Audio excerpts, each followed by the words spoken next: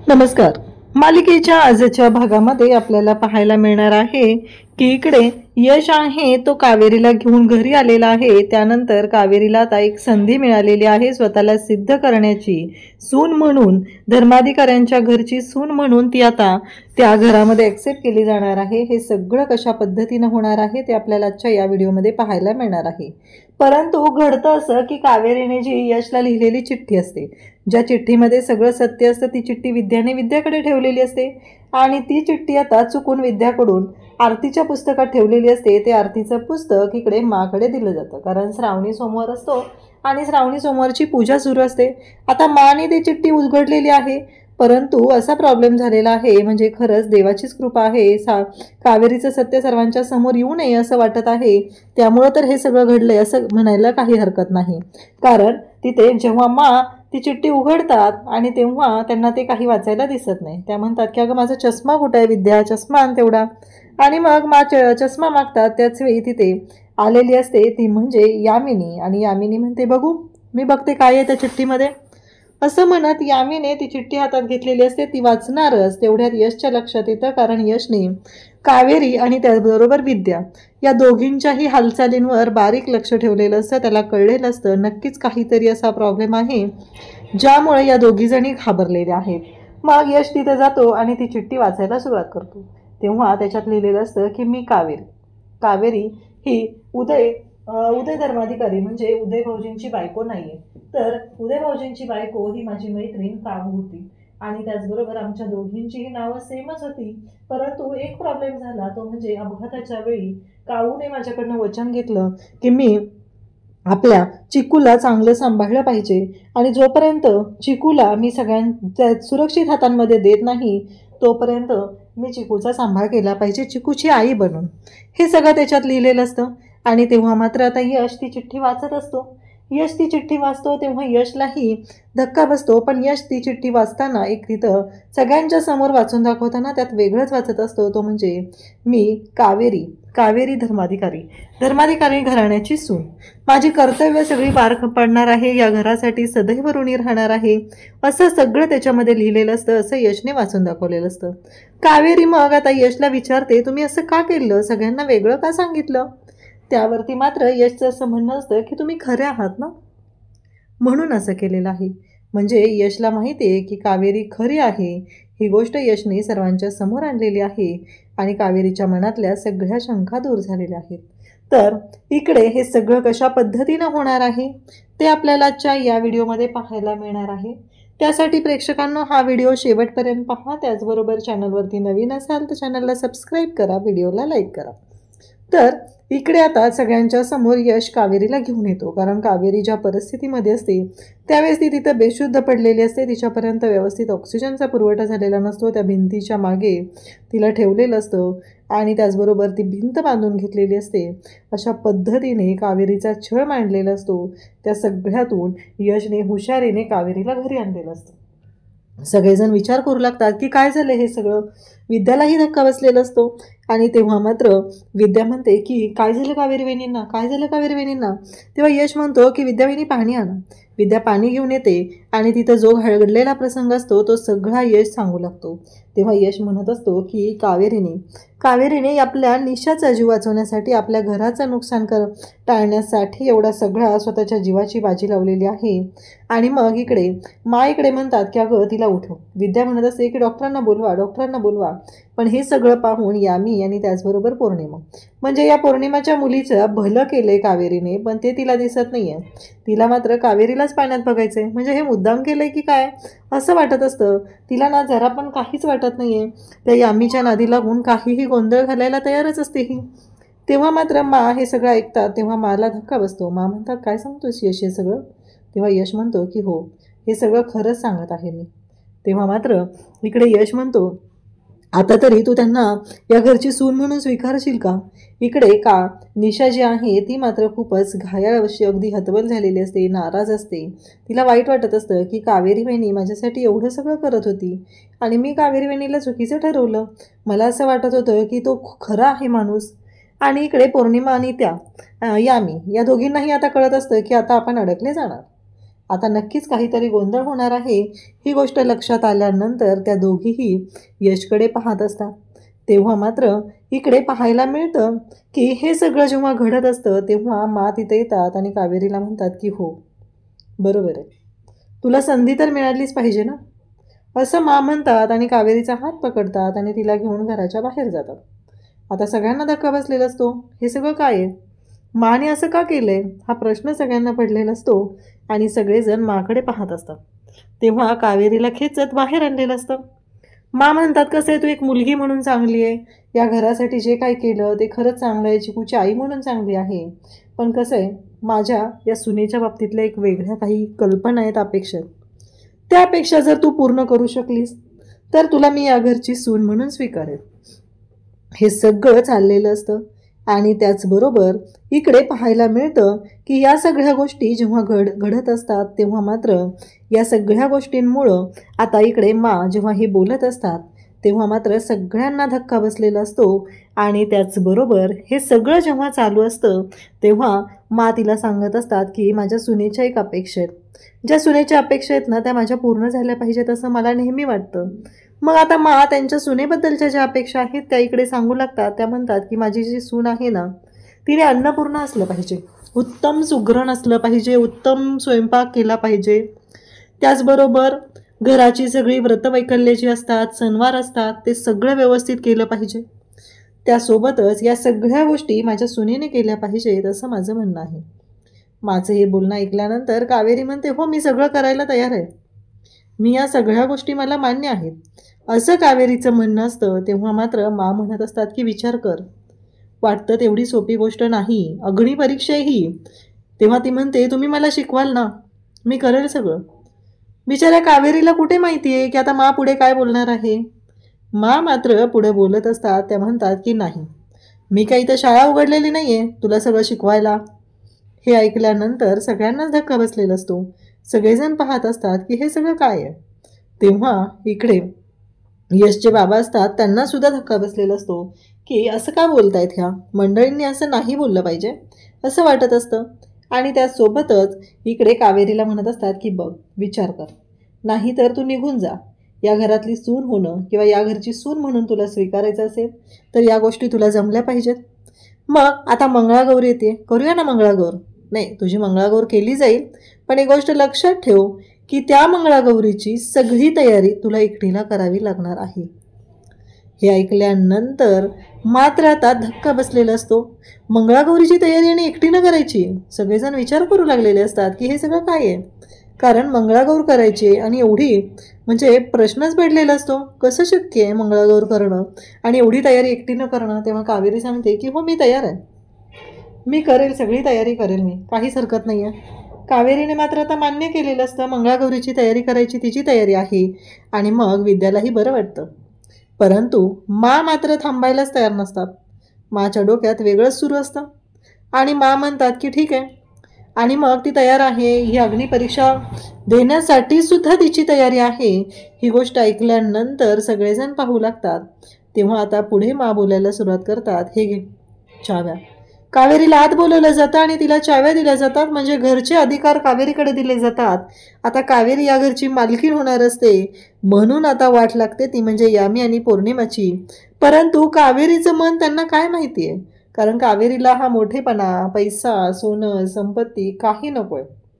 कावेरीची फक्त एकच इच्छा आहे, कारण तिच्या चिकूचा चांगला सांभाळ व्हावा, ते पण काऊला दिलेलं वचन आहे तिनं, आणि ते पाळण्यासाठी ती हे करते. स्वतःची स्वप्न सगळं तिनं चिकूसाठी बाजूला ठेवलेलं आहे.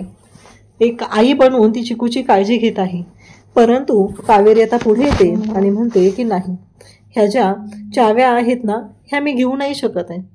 कसं आहे, पहिलं ना मला आधी एक महत्त्वाचं काम केलं पाहिजे आणि त्याचबरोबर मला महत्त्वाची गोष्ट आहे ती म्हणजे मला यादी माझी कर्तव्य जी आहेत ती सांभाळता आली पाहिजेत, आणि मी जर माझी कर्तव्य पूर्ण केली तरच मी अधिकार गाजवू शकते आणि तरच मी तो अधिकार घेऊन मिरवू शकते असं तिचं म्हणणं असतं. कावेरीने मात्र स्पष्टपणे तिथं सांगितलेलं असतं की नाही, आधी मला माझी कर्तव्य पूर्ण केली पाहिजेत आणि नंतर मला अधिकार मिळाले पाहिजेत असं कावेरीचं म्हणणं आहे. त्यावरती मात्र कावेरीला आता लगेचच मा बोलतात की चांगली गोष्ट आहे, एवढी तरी अक्कल तुला आहे, हे ऐकल्यानंतर मात्र आता सगळेजण पाहू लागतात. सगळ्यांनाच धक्का बसलेला असतो. कावेरीचे विचार ऐकून मात्र अगदी तिथे भारावून गेलेले असतात. कावेरीने स्पष्टपणे हे सगळं सांगितलेलं असतं. आता कावेरीकडे आलेली असते ती म्हणजे इकडे माकडे आलेली असते ती म्हणजे यमुना आणि त्याचबरोबर पौर्णिमा. यामी बोलायला सुरुवात करते, मा तुला कळतंय का तू काय केलेस? मा म्हणता तू माझ्याशी बोलते, लक्षात असू दे. तेव्हा यामी म्हणत असते, अगं तू तिच्यावर जबाबदारी दिलीये, तुला कळतंय का?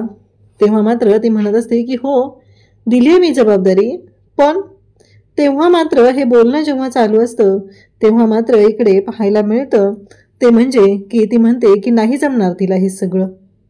त्याच वेळी मा म्हणते की बघून घेईल ना मी, जमेल तिला, करेल ती, तिची अग्निपरीक्षा आहे ती.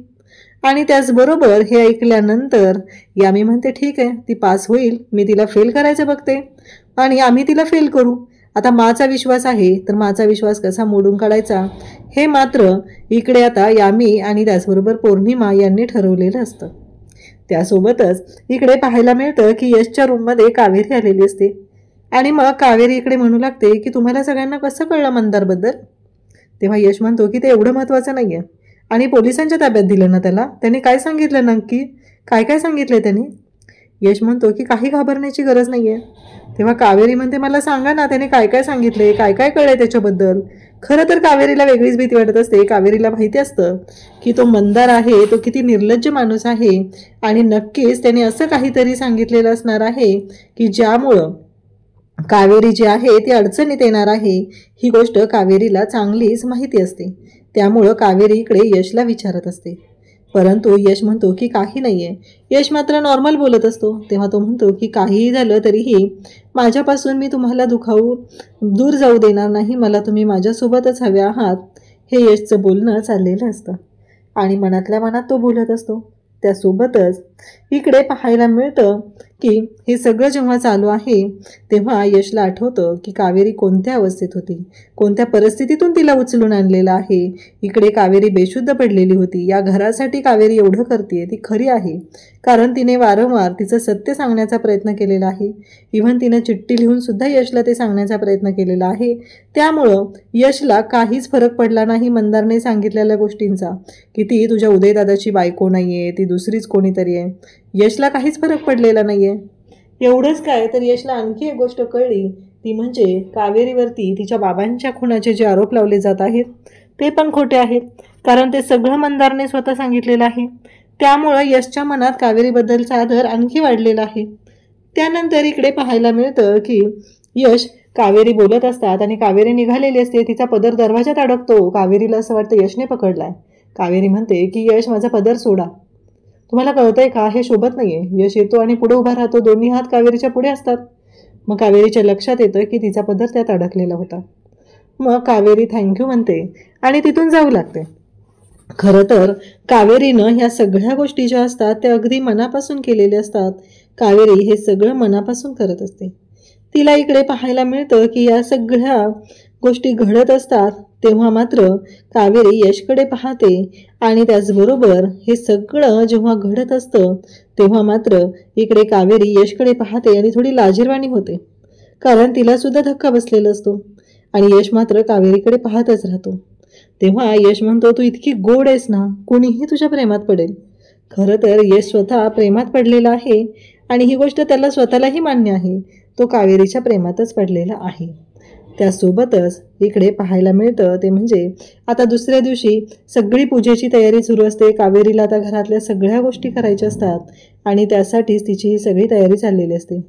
विद्या एक ताट आणते आणि कावेरीच्या हातात देते आणि त्याचबरोबर हे सगळं जेव्हा घडत असतं तेव्हा मात्र इकडे पाहायला मिळतं कावेरी ते सगळं आणते.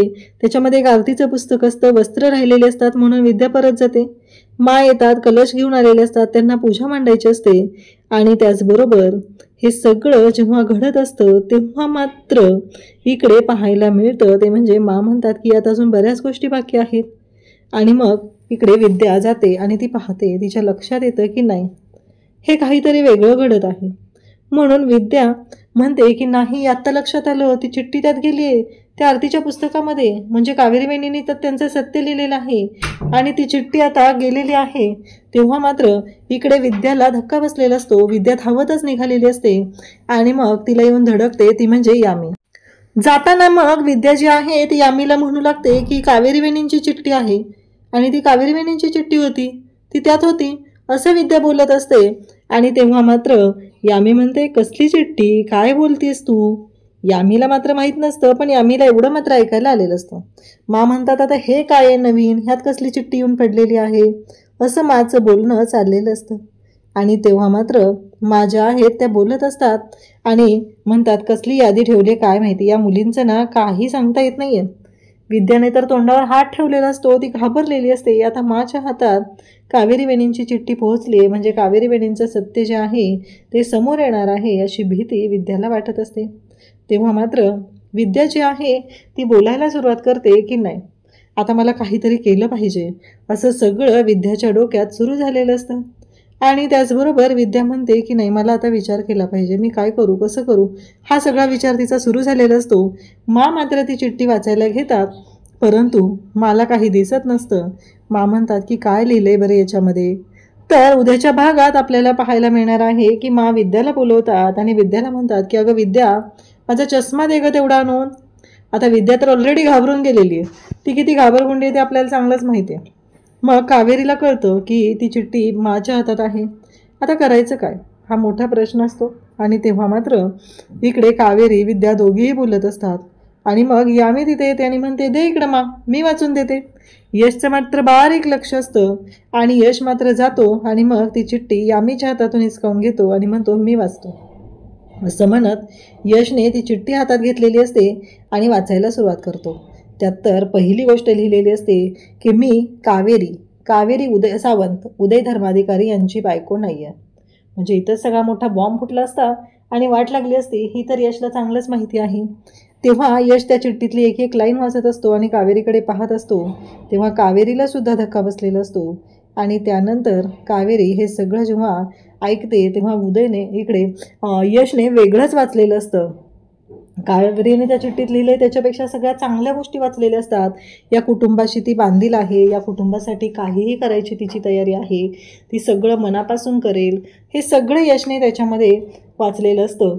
आणि मग आता यामी या सगळ्यांना धक्का बसतो. तर कावेरी मात्र यशला विचारते की तुम्ही असं का केलं, म्हणजे त्यात जे होतं त्याच्यापेक्षा वेगळं का असं वाचलेलं आहे, असं ती विचारते. तेव्हा मात्र तो म्हणतो की तुम्ही खरे आहात. म्हणजे कावेरीला ही गोष्ट जेव्हा कळते, यश तिला सांगतोय की तुम्ही खरे आहात, हे ऐकल्यानंतर कावेरी मात्र पाहतच राहते आणि तेव्हा यश मात्र या सगळ्यांकडे पाहत असतो. आणि मग ही सगळी गोष्ट जी आहे ती समोर येत असते आणि कावेरीला भारी वाटत असतं खरं तर, पण यशने तिच्यावरती जो विश्वास दाखवलेला आहे ती गोष्ट मात्र इकडे कावेरीला खरंच छान वाटते. म्हणून तर कावेरीने येऊन स्वतःहून यशचा हात पकडलेला असतो. अशाच अपडेटसाठी चॅनलशी कनेक्ट राहा. थँक्यू.